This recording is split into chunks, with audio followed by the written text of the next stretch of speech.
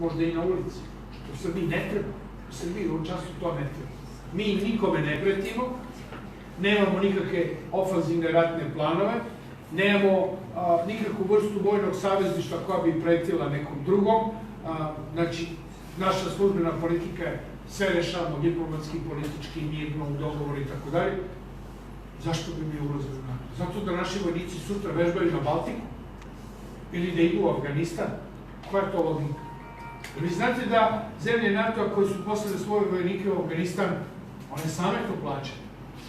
Meni jedan poljski pukovnik rekao pre 3 godine, jao, kaže NATO, dok smo bili u Varšavskom paktu, Rusi nas nisu terali da idemo u Afganistan, išli su samo Rusi. A sad nas NATO tera da idemo u Afganistan, pri čemu to poljska vlada mora da plati.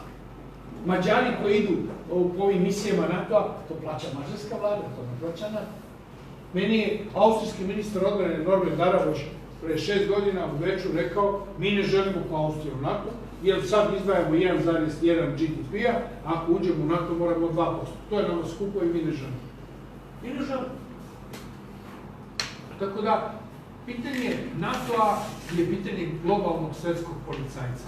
NATO i dalje služi onoj formuli koju je postavio Lord Disraeli, jedan od osnivača NATO, a to je, cilj NATO je, Amerikanci ostaju u Evropi, Nemci pod kontrolom, američkom, a Rusi izvan Evrope. To je cilj NATO. I on dalje tako funkcioniše. Kroz NATO, Amerikanci vojno imaju kontrolu cijele Evrope, barem ove zapade. Izvolite.